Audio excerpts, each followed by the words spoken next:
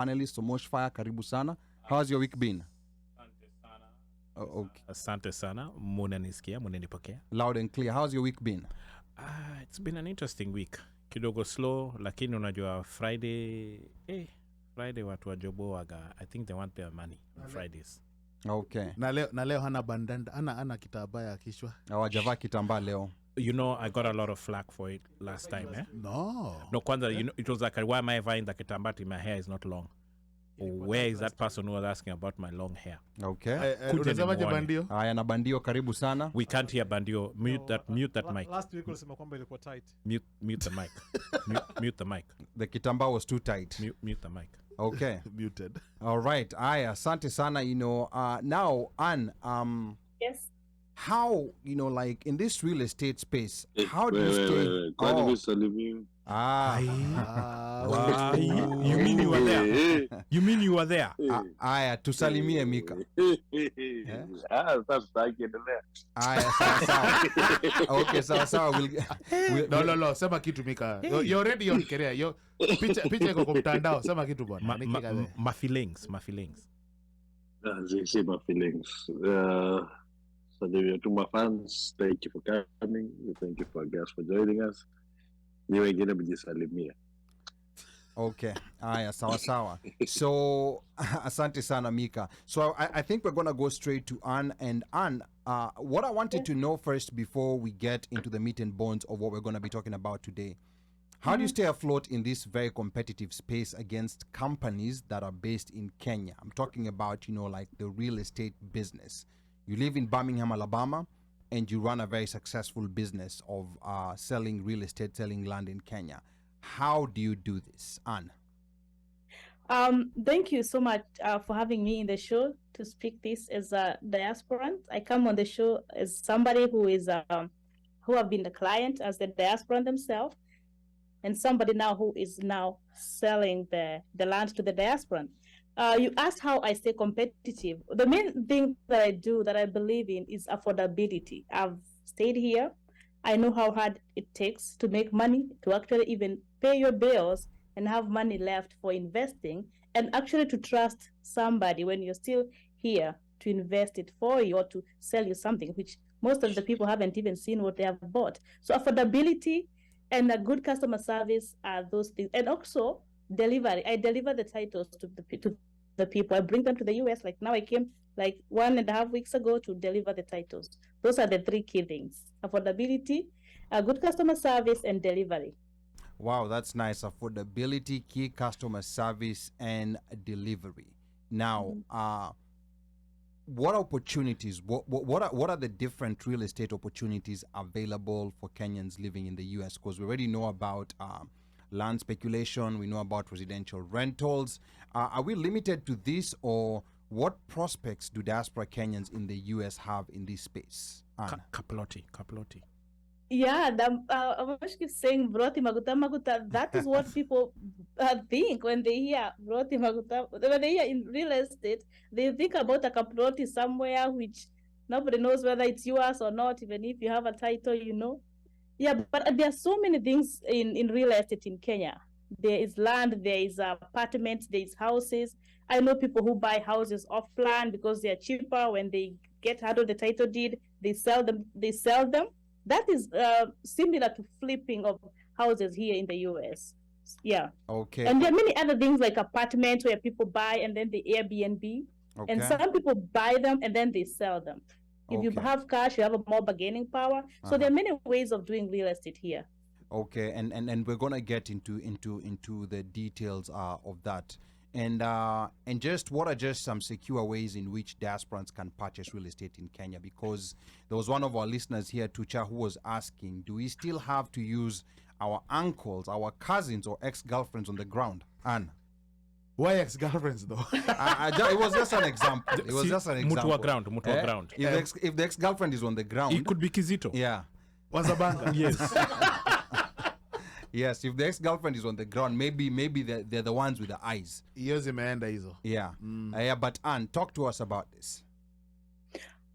You do not need anybody to buy land. And one of my key points of how people actually go do it wrong was people using their ex-girlfriend that you loved so much, whatever they tell you, you do, you know.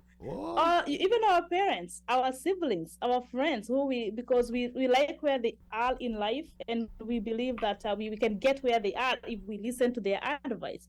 Not everybody is there for you. So you can buy land where you are, Ali, seated right there. If you have your Kenyan documents, you do not even need to be on the ground. You can identify the land, do the due diligence, and then you can have the land in your name, transferred correctly in your name. Okay, all right, that's good to know. So, but back to the panel here in studio. Does any of you, and Mika, of course, who's tuned in, does any of you own land? Omosh, let me start with you. Do you own land in Kenya? Should I say the truth or should I just lie? I mean, you know, like I don't know if you're doing things legally, you don't have to lie. Don't worry, Kiari is not listening. Boss, let me tell you, those chaps have been looking for me for a while. Kaproti iko. Yeah, okay. Yes. All right, good. And I mean, do you own it in the city? Do you own it in the village? It's in both, in the city and in the village. Okay. Yeah. Na Mika, do you own any land in Kenya? Okay, Mika tena amego missing in action. Uno. Atazusha, Yeah. Rico. I rest my case. I'm here. I wouldn't to speak, but anyway, yes, I do own land. Ali, I do. Yes. I do own land. I do own land in Nairobi, coast, Ushago. Outside of not Ushago per se, but outside of Nairobi. Yeah. Okay. All right, that's good. And to the listeners, you know, karibuni sana Mimoko Enange na kuona karibu sana Sleo ameingia pale karibu sana Washeke. Please let us know if you own any land in Kenya and start typing any questions you have about that land or any kind of real estate in Kenya, because we have Anne here and she'll be answering all your questions today. And then real quick on the side, I wanna go to Mubelwa Bandio. Mubelwa, do you own land? Do you own land in Kenya or in Tanzania? Where? Cheza chini. Nilize Omosh. No. Okay. Yeah, the legal answer is no. Okay, the legal answer is no. Yes. Okay, that's a good. Hakuna dual citizenship. Ebu explain that, please. Yeah, just quick. fafanua for us, please. There's no dual citizenship, so you cannot own a land in TZ. So in Tanzania, if you're a foreigner, basically, you're not allowed to own a land. As a foreigner. Lease, but yes. Oh wow, that's very interesting. So when you say lease, you mean lease as in leasehold or lease as in rent? But you cannot. You can lease, I think, as an investor or something. Like you cannot own a land if you're not a citizen. Okay. So can you go through a company that has been formed and you're a director if you're a foreigner through someone who's a citizen? I guess you can, but I think it's through Tanzania Investment. Was that TIC? Yeah. So you're coming in as a foreign direct investor. Yes. You're coming in as a foreign investor. If so I'm that's going to TZ, I have to pay for the visa and stuff. Yeah. Okay. So that's. You have to get a visa. Yes. Yes. There's no dual citizenship huko. Yeah. So huwezi fanya vile watu wengine wa Kenya, I won't say who. Now, wanatoa passport zao wana switch. But now you know in Kenya, even before we had dual citizenship, I think, you know, like there was a kind of like a don't ask, don't tell policy. Correct. Because people were still buying land. Yeah, if you pulled out both passports going into the airport, they took the Kenyan one. You know, like I know people who there as well. Some people still do that in TZ. Legally, I don't. Okay. All right. On the record. All right, Sawa. I want to remind the listeners here that you're tuned in to the interview hour of the OneMicShow, and I'm your co-host and producer, Ali Badawi. We're talking to the CEO and founder of Bama Diaspora Realty Limited, and she will later in the hour talk about whether to trust or not to trust influencers, because influencers have come up and people have been asking, you know, like whether they're people who are to be trusted. So I want you to stay tuned for that. But I want to come back to you, Anne, and I want you to tell us, why do you think, in your opinion, diaspora is easy prey to bad players and criminal elements in the Kenyan real estate industry? What are maybe our blind spots, and what is it that makes us vulnerable? Kivipi tunabebwa malenge hivi, Anne? Twende kazi. One of the biggest thing is because we are so trusting. That's a very good question, Ali. We are so trusting. We think the culture we have here is what we is back home, and that is not true. The other thing is we believe everything we see online. If somebody is looking good, they come tell you something, you believe what they're telling you, you know? And the other thing is we do not do due diligence. People don't actually know. When they hear the word due diligence, they don't actually know what that means. They believe it's just something you get a lawyer, the lawyer do all the work for you, and then they clear you. Then you when the lawyer gives you a green light, they think now the lawyer cannot lie, I am good to go. But the main thing is we are so trusting. Secondly, we think there's a rush for land. It's running out, like in Aisha. You know what I mean? Some people have created that hype, like if you don't buy now, it will be all out. Oh wow. So you know, like what I'm wondering, you know, like how, I mean, for the layman, how do you spot a predator? You know, like, because these people come in suits, you know, like they come with banners and flyers and everything. They dress the part, they look the part. So how do you spot a predator? You cannot spot a predator physically because I think they look the people you have seen on the news, they look the best. They have the best offices. You know, they have these big cars. So you cannot even spot them physically. You cannot even spot them by the way they speak. You can just look at their track record. You can ask, if I was buying as a diasporan and I didn't know anything, first of all, I wouldn't buy from a company I've never heard before, I've never seen. Somebody came into my inbox. You know how they spam you in Messenger and everywhere in the groups? I will never buy from a company that I've never seen anywhere, that has never been recognized anywhere. I will do the due diligence, not on the land, but on the person talking to me and the company, because this land, there are so many people selling the land, but if the company is not legit, that's where things go wrong. Before you get that title, do your due diligence. Forget about even the influencer, because we all know the same influencer can influence for so many companies, right? They just do the work that the company owner, tell them to do. If I tell them to come to this OneMicShow, talk about Bama, push for this product, and I'll pay them, that's exactly what they'll do. So forget the influencers, forget the good-looking salespeople. Go at the company. Is it legit? What have they done? What's their track record? What is their delivery times and their delivery record?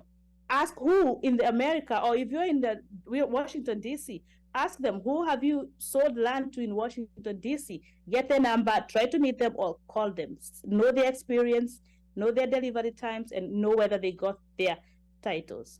No, but Anne, there's been legit companies, you know, like out here in the diaspora, that that people have complained about, that people have been fleeced by. There's even companies, you know, I just don't want to go into mentioning names. There's even companies that have appeared on lists, you know, like, and I'm going to be very honest, you know, like on the list where you were mentioned as one of the top 25 leaders in Kenya, there was a company on that list, you know, like that was in the newspapers the other day, which looks legit. I mean, you're on a top 25 list, it looks legit. So how is the layman supposed to filter and know that there's a problem here? Yet someone is appearing in media and they see, and there's a string of articles showing how successful they are, how great a job they've done. How does the layman, you know, navigate this, Anne?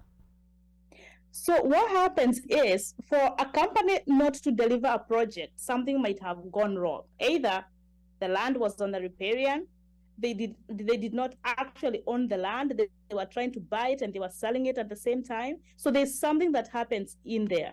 And most of the people who are on the list, or some people who are known to do this, they keep doing it and repeating it.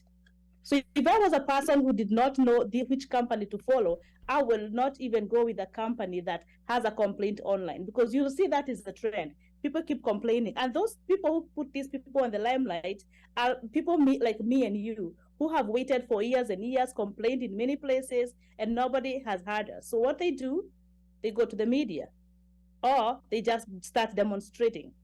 So there's no way you can hide. If you're doing a good work, there's no way that you can, if you're doing a bad work, I mean, there's no way you can hide yourself. Facebook is there. You can go online and search these people. You will see that somebody has said something about them. Okay. All right. And Esther Mulusa here is saying she has a quick early observation about those of us in the diaspora who own land and real estate in Kenya, but we forget to get Kenyan IDs and KRA PIN numbers for our foreign-born next of kin. This becomes hard for them to inherit property in the event of anything.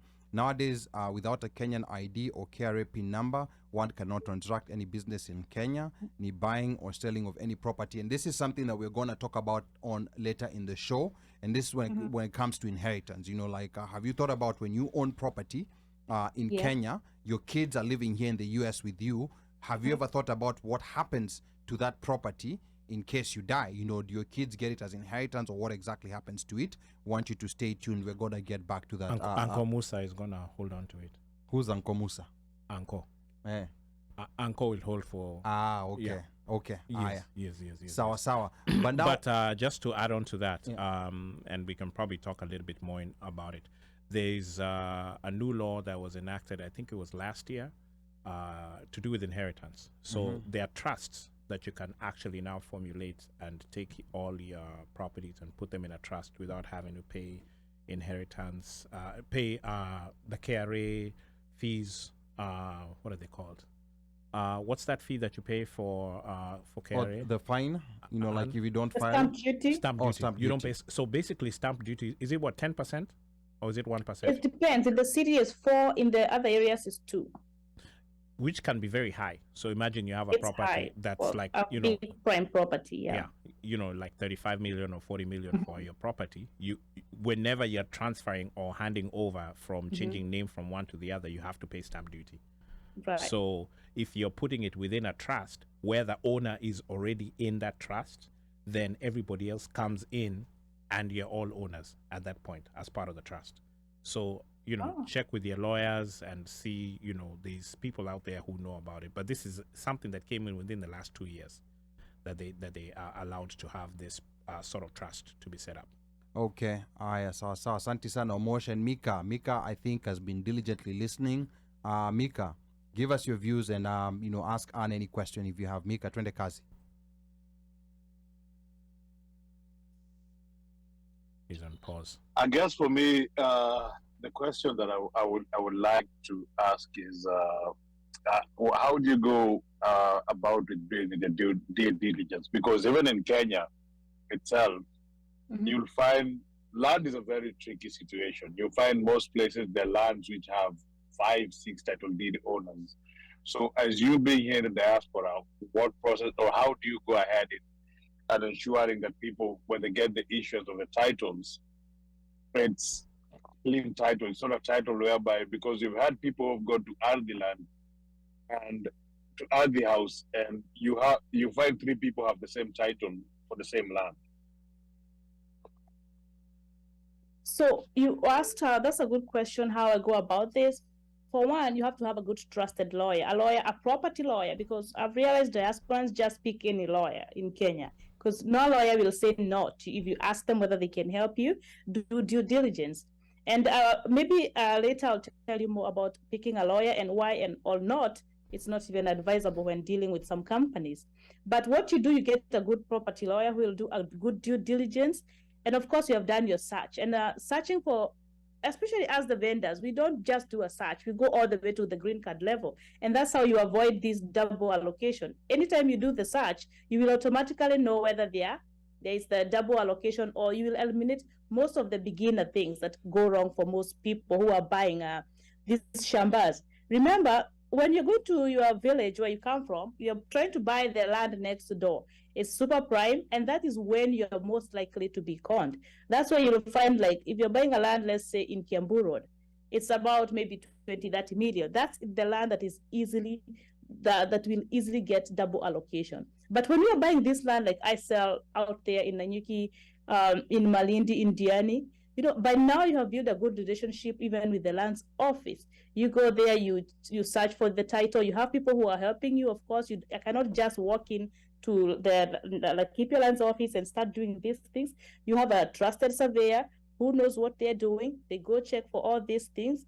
And then I tell everybody, my friends even who come here, just go to the local chief, talk to the neighbors, build a big fire near your shamba.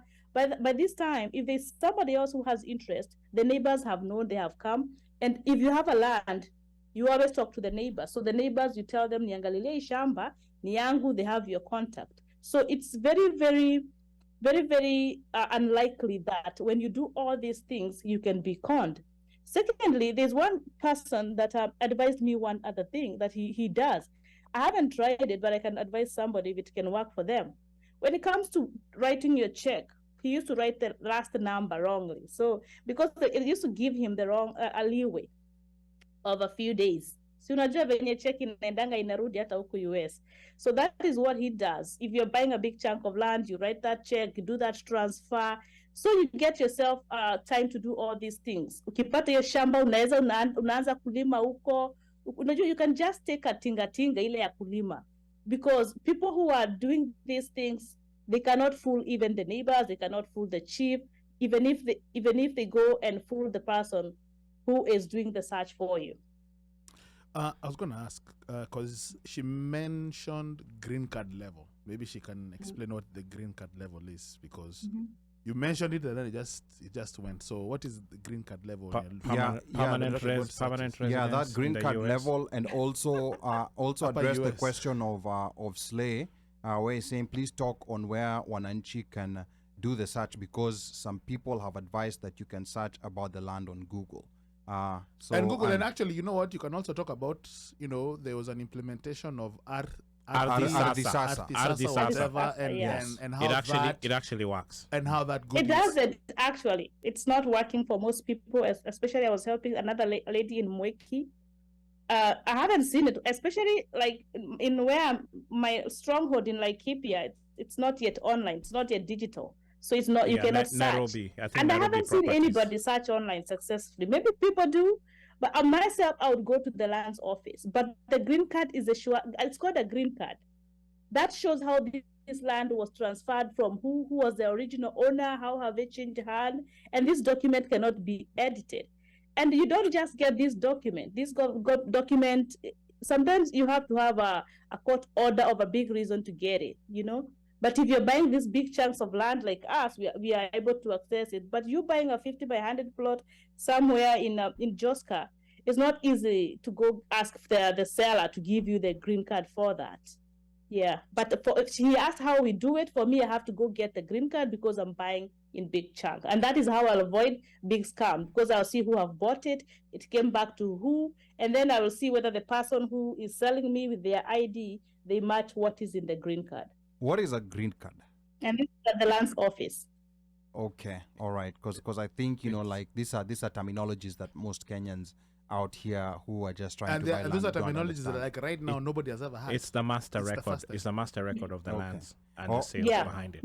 All right. And it never changes. All right. So in short, Slay, you cannot use Google search, and Anna's also said that even Ardisasa, it's not working for most people right now. I think it's a system It's still coming up, and I mean, I registered in December. Just the registration process, you're sitting there for a good 45 minutes to an hour. Yeah.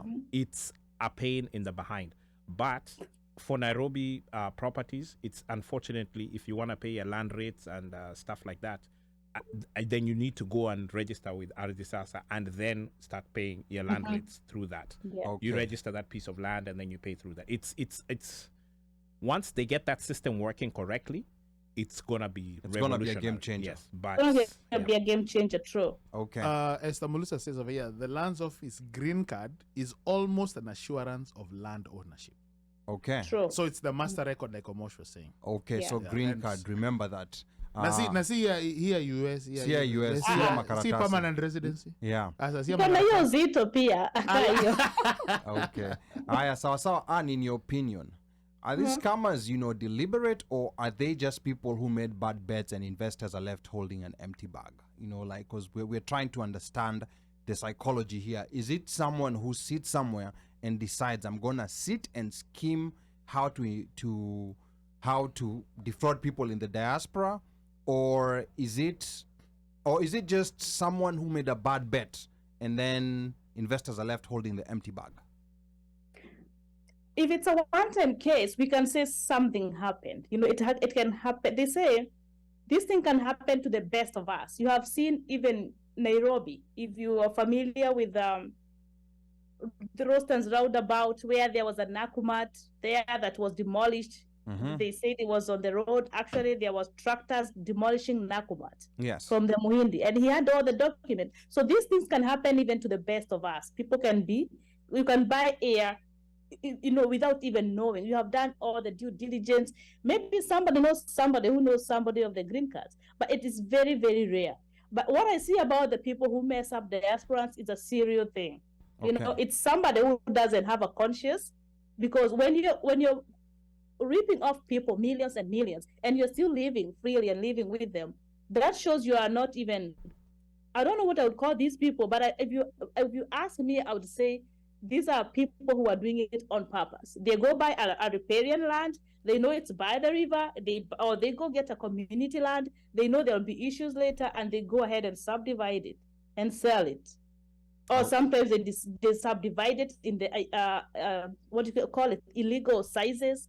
There's some places where they're not supposed to be quarters or 50 by 100s, and they go ahead and do it anyway. They pass somebody kitu kidogo, and they're knowing what they're doing is wrong. Because if you're in the business, you're in the ground, and you're in real estate, you know what to do and what not to do. Okay. All right, good. Now, comment here coming from Mutai Victor. Mutai says, if you conduct all necessary research, obtain the land from a reliable source, and later encounter a claim of ownership by another party, is there insurance coverage to assist with this situation? Anne? Insurance on land purchase? No, not in Kenya currently. Okay, so hapo tu umeoshwa. And that's why some people have these lawyers. So there's a bank, like an escrow, where they put the money, until all the sanction is done.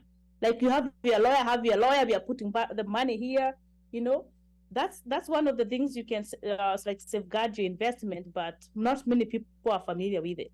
Okay, and also Asheke says they target diasporans because they know we don't have time to follow up due to distance. And I think Anne is here today to help us as diasporans to know what to do so as not to be in these situations, because I think there's structures now that have been set up and companies that are helping diasporans. Uno.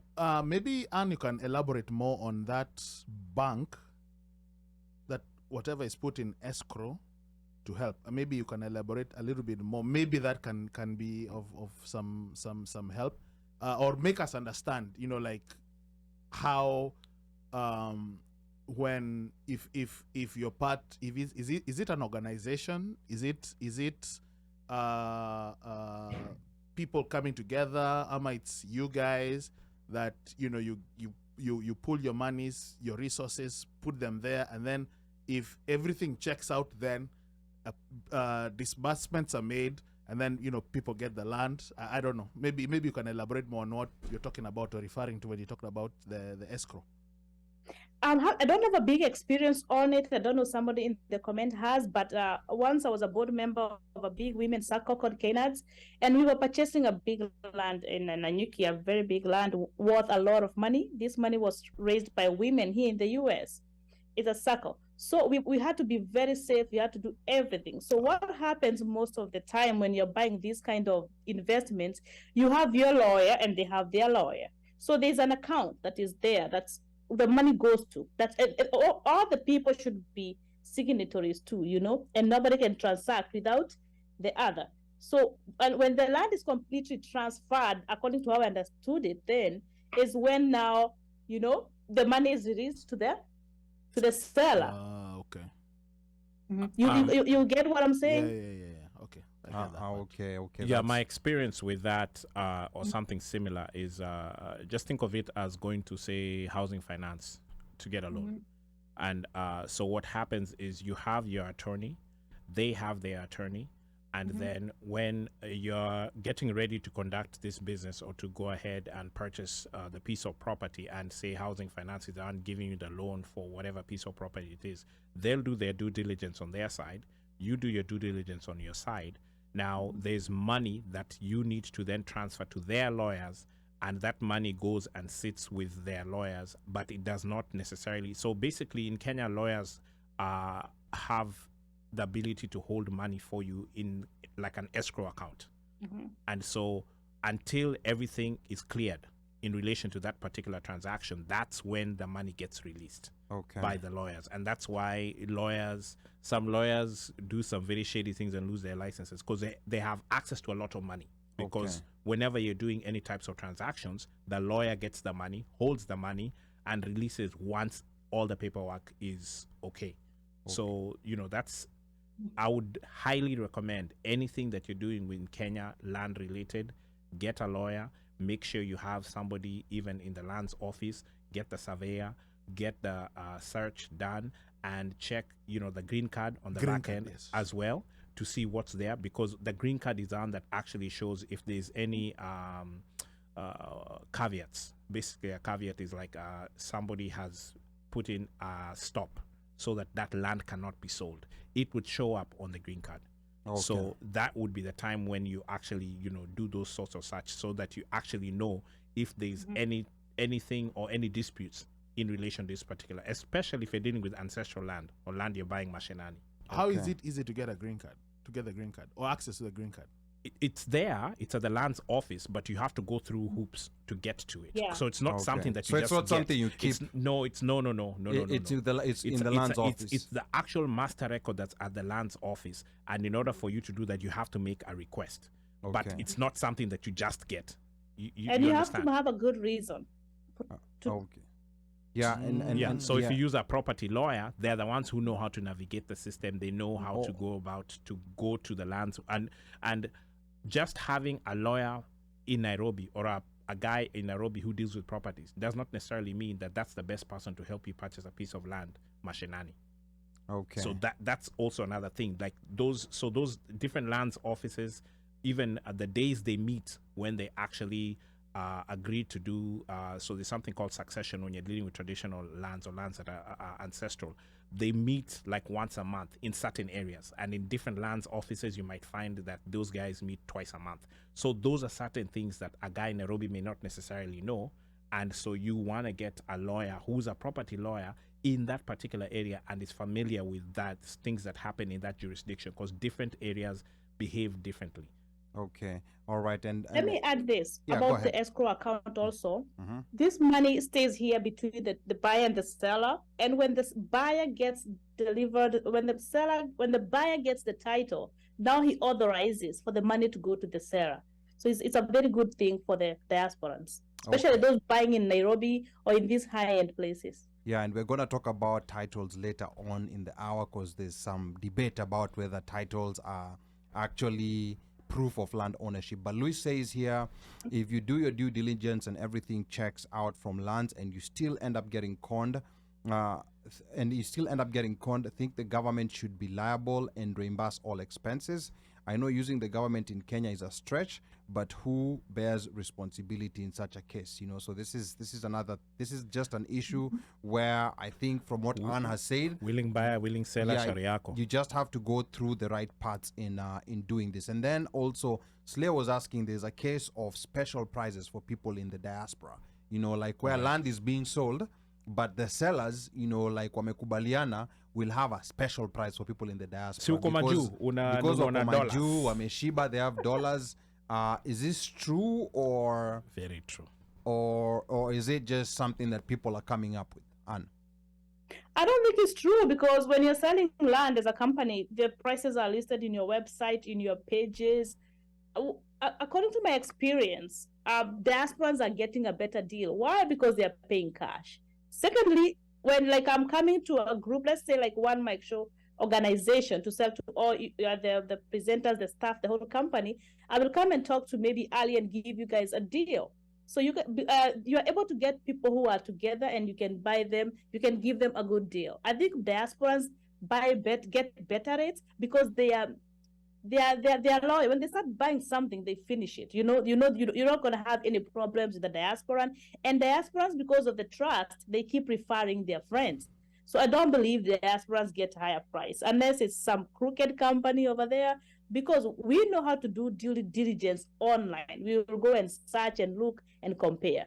Okay. Now, just to take a different, twist, what about people who end up innocently getting into this criminal schemes with information from trusted sources like advertising booths in diaspora conferences. We have faith-based organizations, including the church and the notorious influencer. How do we audit these trusted sources in quotes? Anne? Myself, I would take an influencer or those organizations like a TV channel. How I want to buy a Toyota car, I see it on the Fox, I see it on CNN. They're just people they're messengers told to tell you something. So I would never put any trust on a messenger as a buyer. They're there for brand awareness. You did not know about this product. Now you know it. You can ask them questions about the land, where it is. They will help you with all this. But the authenticity of the land and to buy or not to buy, whether it's good, I will have to now do the due diligence itself. Okay. I don't care whether it was advertised in the church, in a government place, in the embassy, or where. but you see the problem here when this information is coming from a trusted source, because you have to remember that there's people who trust the church. Relatives is one thing, but the church, for example, there's people who trust the church, or there's people who trust these big organizations in the diaspora. There's like women organizations, and then you see someone coming advertised there, and then you start hearing people complain a couple of months or a couple of years down the line at, oh, we paid for this and this did not happen. Is there like any system of maybe even trying to educate or inform these trusted sources, because they may be doing it innocently, but because people trust them, a lot of people end up getting trapped into that same loop? Anne? I'll tell them, no matter how a person looks, which vehicle they came with, channel, I will not trust anybody. Remember Gakuyo or those people of before who con people, some of them were bishops.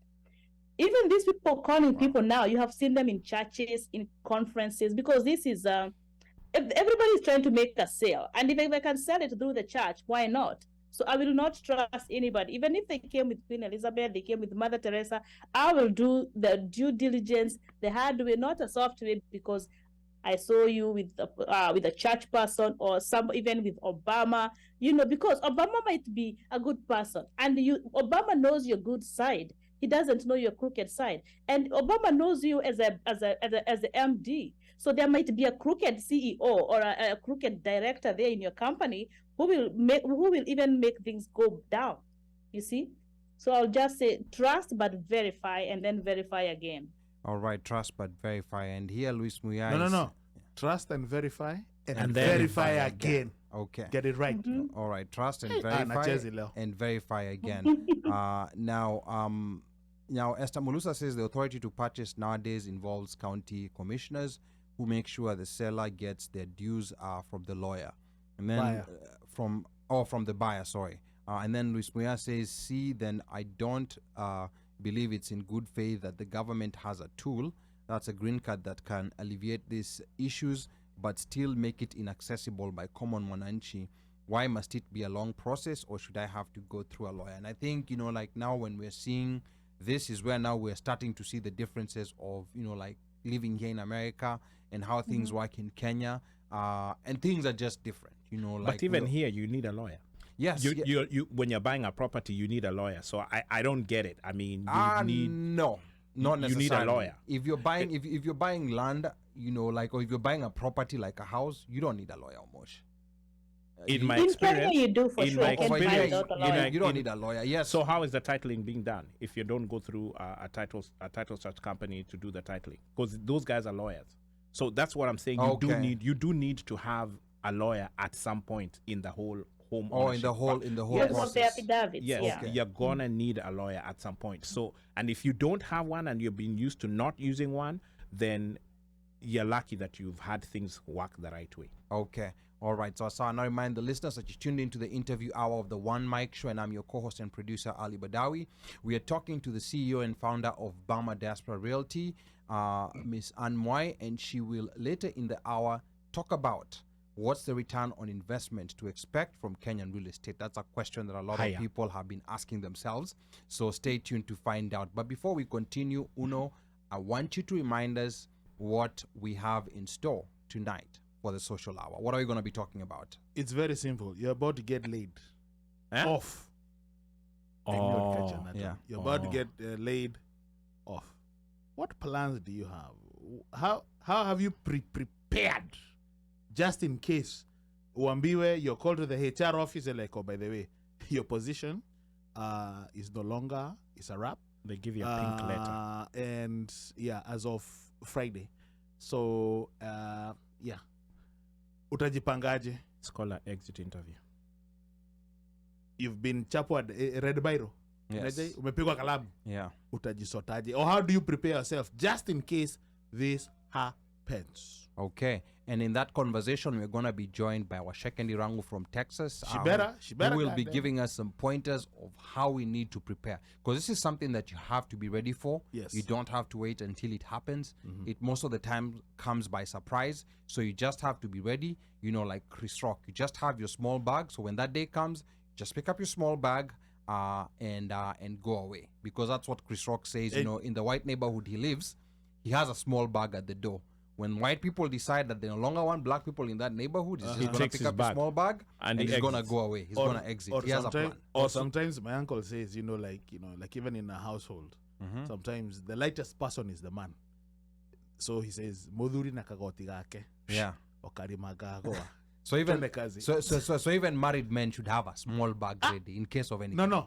A koti. A koti. It's hanging over there. Yeah. In that koti, you've got your keys, maybe you've got your olenje, just in case. Yeah. Kakiumana, unachukua. Unatembea. Okay. Out in nature. That's going to be in the social segment. These are the things you're telling people out here. No, but that's going to be in the social segment. We're not telling them now. We want them to tune into the social segment. See, even Anne agrees with that. And she's nodding She her said, head. "Ati the lightest person in the house." Yes. You're the lightest dude in the house.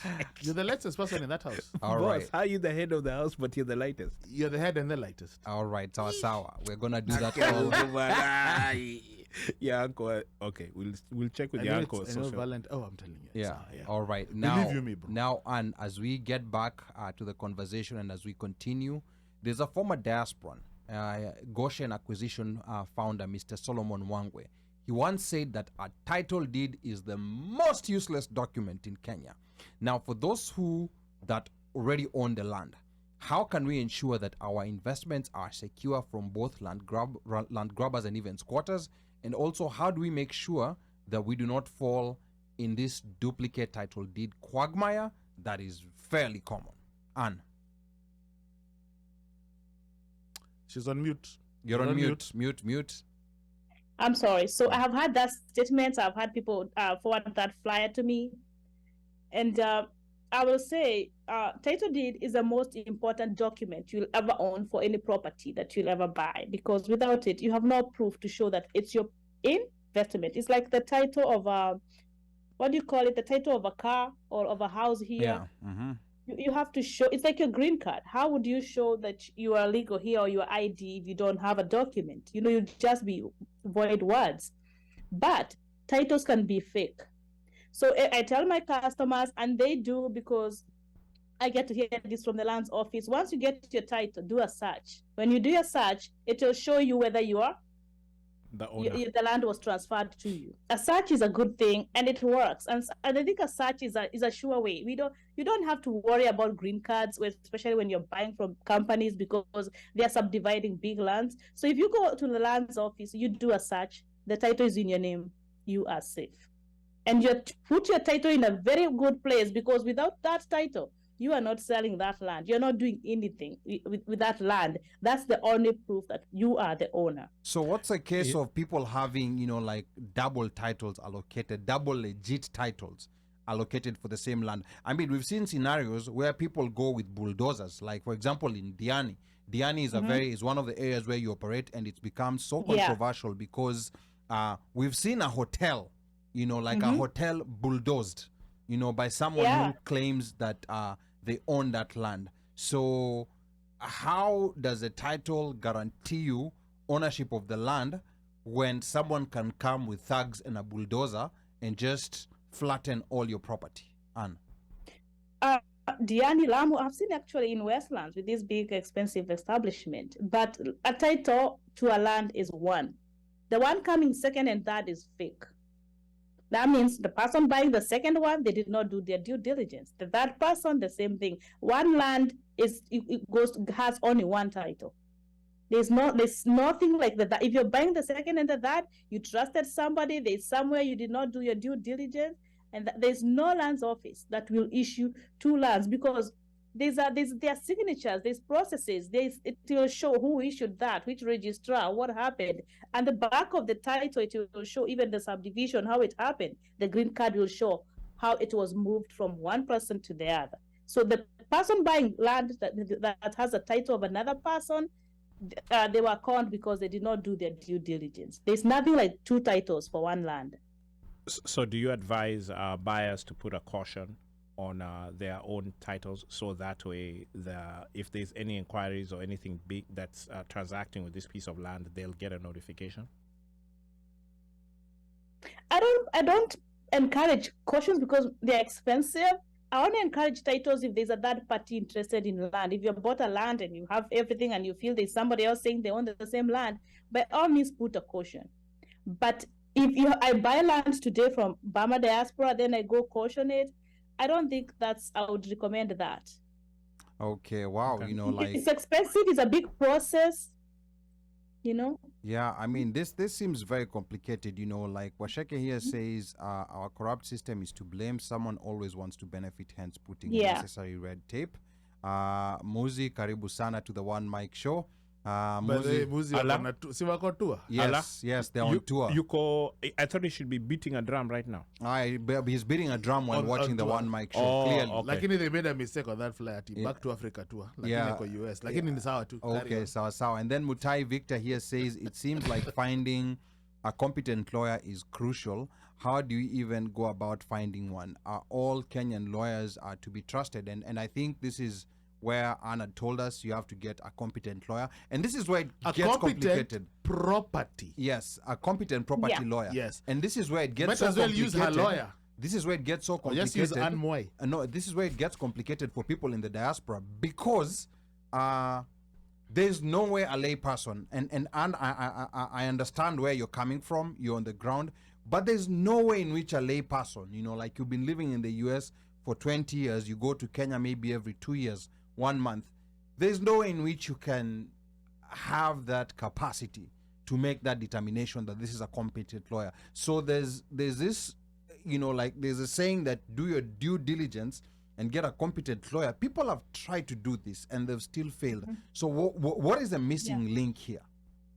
What exactly are these people missing? Is I've seen people, when somebody tells me they're bringing their lawyer, it's so easy for me to close that transaction, because most of the time their lawyers, you know, a lawyer is not paid if you're not buying. The lawyer get paid. You pay the lawyer if you buy most of the time. And there's a statutory, there's these percentages that you have to pay the lawyer according to the value of the property. I have had more than 6 times when the lawyer tells me, Ann, I don't have time, I'm so busy to go to Diani or Nanyuki. Let me tell, wewe unanyeki kupigia mwambie tulienda, tulitumana na kila kitu ni legit. Unaona? Because the lawyer maybe has so much faith in me, or they're just lazy, or they just think the diasporan is so far away, they will never know. So be careful with the lawyer you are using. Babako anakupea lawyer juu kuna lawyer wa family ameamini sana, kuna pahali alimsaidia kitambo, and now you believe you can use this lawyer for everything. I don't advocate for that. I wish that when the Council of Governors came here, we were trying to push for every country to have a diaspora desk where they can help people to identify. They have a list. You know how, like, you go to the bank, they tell you the value you must use, the lawyer you must use, something like that. I tell people, try to call your bank in Kenya. By the way, I'm a KCB diaspora bank agent. If anybody needs help with that, go to the bank you trust, ask for that, pretend like you're buying, and ask them for their valuers, for all those things, resources. And I would trust those people identified by the bank more than anybody I find on social media, or somebody referred me because they helped them with something else, and I think they can actually work on my land. Okay, all right, that's good to know. Now we have Afro-Jamaican. This is a comment coming on YouTube. Afro-Jamaican says, I am Jamaican and I bought some land in my LLC because it was not in Nairobi. I could not search online, so I had to come to Kenya and go to Nakuru and Kilifi to manually do the search. This is someone from Jamaica buying land in Kenya.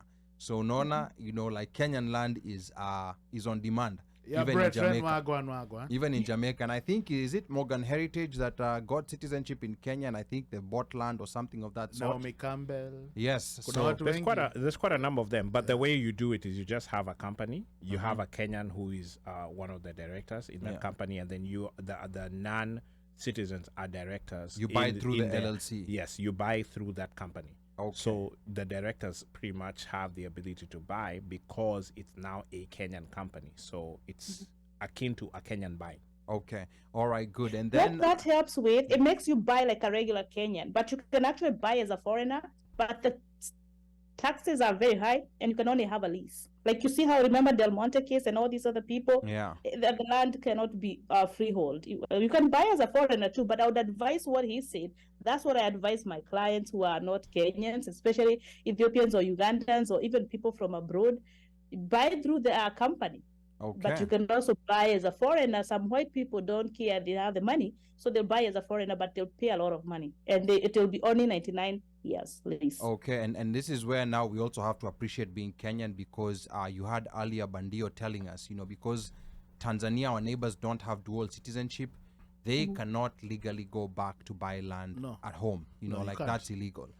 So we have to be appreciative of some of these things now. And I think also remember, I don't mean to cut you off, but I think there's also we discussed this pertaining to dual citizenship, because there are people who are dual citizens. Let's say they have the ability to reclaim their Kenyan citizenship if they got their citizenship from another country prior to 2010. Yeah. The issue will be that if you don't get your papers straight, meaning you don't get you don't reapply. Yeah. Your land, somebody can actually go and find out. Let's say, for example, Mjuku does not even have a Kenyan passport or whatever. Him is just US, and you have got pieces of land. Yeah. Somebody can actually go there and do some shenanigans. Gaflabin Ukarabati.com. and it is gonna go. And guess what? You don't have a leg to stand on if you can't prove your Kenyan passport or your Kenyan ID or whatever. Yeah, you don't have that. So I think people have to be very careful about their Very documents careful. and make sure you have everything in place. If you don't have your ID, make sure you go get it. If you don't have that new passport, make sure you go get it. Just make All you're sure saying everything is is straight. just get your if you have the ability, not unless you work for the Gava and you can't career, just get it, because you're going to handicap yourself and put yourself at a disadvantage, and you don't want that. Okay, all right. And Esther Mulusa says, I was conned by KCB. By KCB, Standard Jesus. Chartered, and Family Bank. 3 banks conned Esther Mulusa. Money vanished on its way to the Vern. No. I think it's vendor's account. Vendor's account. I had to unleash my crazy self to get the money wired back to my account after 3 weeks of hell on earth. Banks have become rogue. In Kenya, a foreigner can buy land in conjunction with a citizen. A lot of Kenyan Wahindis help Europeans to buy Kenyan land. So this is I think this is a topic for another day altogether.